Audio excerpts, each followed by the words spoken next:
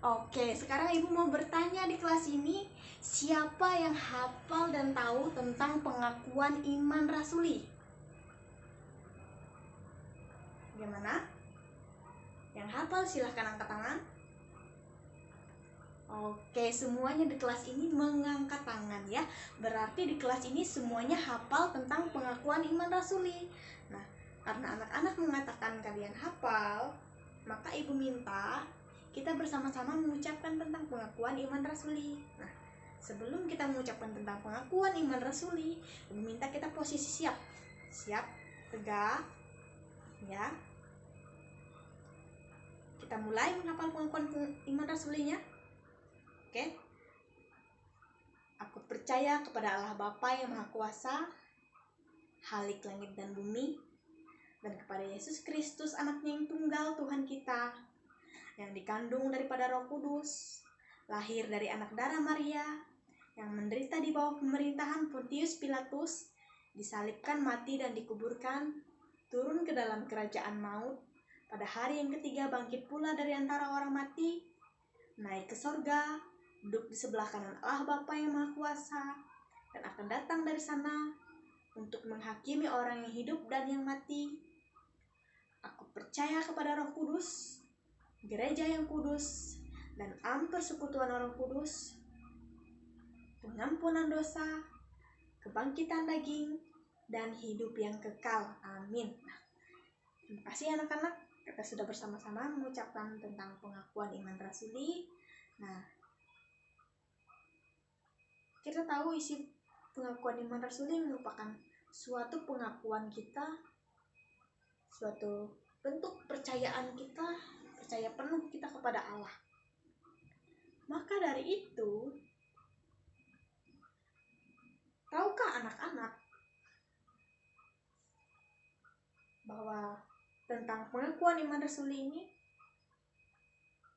Ibu punya suatu cerita yang menggambarkan tentang pengakuan iman rasuli.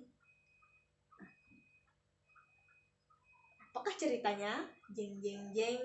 Nah, ada yang tahu? Ya, belum, Ibu memang belum bilang. Nah, siapa tahu ada yang tahu ya.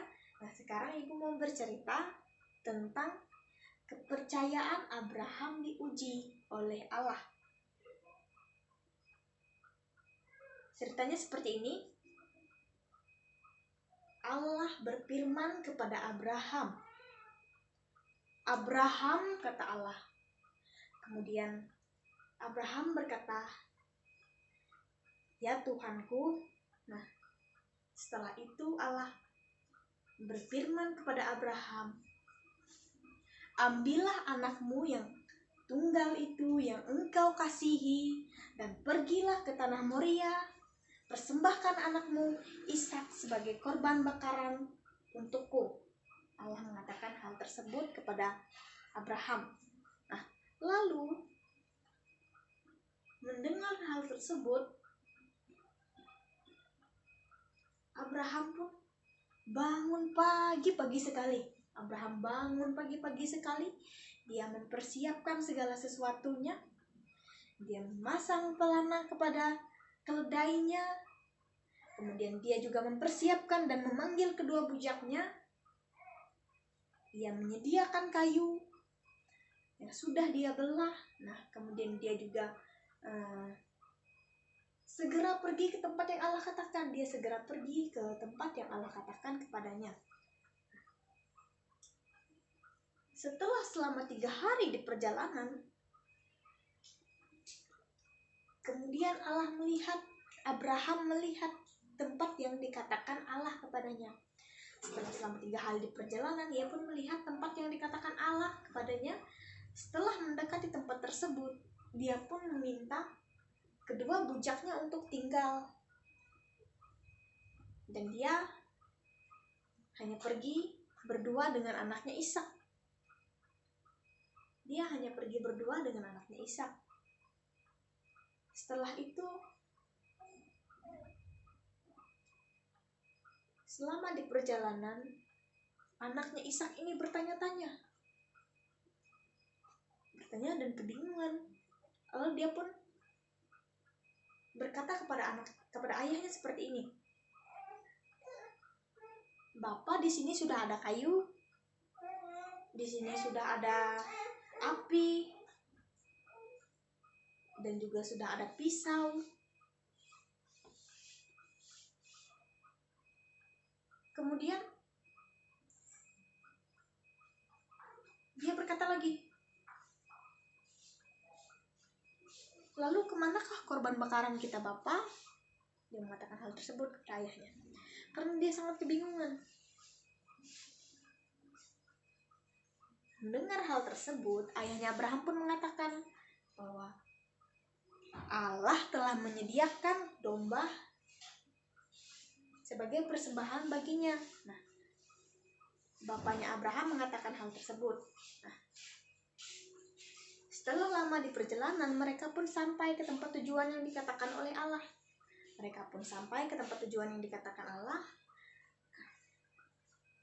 Kemudian Abraham pun mendirikan sebuah mezbah sebagai tempat ia mempersembahkan korban bakarannya. Setelah selesai mezbahnya dia dirikan, dia pun menyediakan kayu. Dia menata kayu di atasnya. Setelah selesai dia menata kayu di atas mezbah tersebut, kemudian dia pun mengikat tangan Ishak. Dia mengikat tangan Ishak anaknya. Setelah selesai diikat Ishak, dia pun meletakkan Ishak di atas mezbah. Dia pun meletak Ishak di atas mezbah. Setelah itu, dia pun mengambil pisau. Abraham mengambil pisau yang akan dia gunakan untuk menyembelih anaknya. Dia sudah mengambil pisau. Dan ketika dia mau menyembelih anaknya, lalu malaikat berseru, "Abraham, Abraham." Kemudian Abraham pun berkata, "Ya Tuhanku." Malaikat berkata lagi, "Jangan kau bunuh anak itu dan jangan kau apa-apakan dia."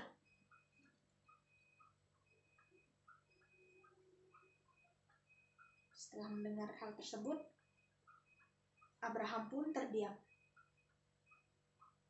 Kemudian malaikat itu berkata lagi, "Sebab aku ketahui sekarang engkau benar-benar takut akan Allah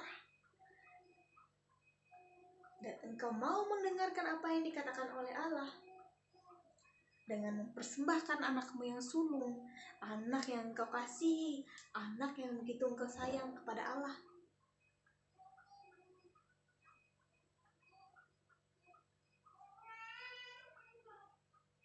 Lalu,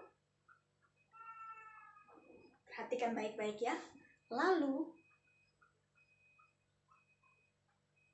Abraham menoleh ke belakang. Nah, dia menoleh ke belakang dan dia kaget. Ketika dia menoleh ke belakang, dia melihat seekor domba jantan yang tersangkut tanduknya di antara semak belukar. Tanduk domba tersebut tersangkut di semak belukar. Kemudian Abraham pun menghampiri domba itu. Dia menyelamatkan domba yang tersangkut tanduknya. Dan kemudian dia mengambil domba itu dan mengorbankan domba itu sebagai korban bakaran yang diberikan kepada Allah sebagai pengganti anaknya Ishak. Dia mempersembahkan domba tersebut kepada Allah. Maka dari itu kita melihat karena kesetiaannya Abraham kepada Allah, karena Abraham menyerahkan hidupnya kepada Allah, Abraham dikatakan sebagai bapa orang beriman. Maka dari itu Allah memberkati Abraham berlimpah-limpah. Allah memberikan keturunannya yang sangat banyak, bagaikan bintang-bintang di langit, bahkan seperti pasir yang begitu banyak dan tidak dapat dihitung oleh manusia. di laut, di tepi pantai, seperti pasir yang di tepi pantai. Allah juga menempatkan keturunannya di kota-kota terbaik sebagai anak Allah yang dapat diandalkan. Itu merupakan keturunan dari Abraham. Karena bukti kesetiaannya, Allah begitu mengasihi dia. Baiklah, maka dari itu, kita sebagai manusia diharapkan supaya kita semua bisa selalu taat dan setia terhadap Tuhan.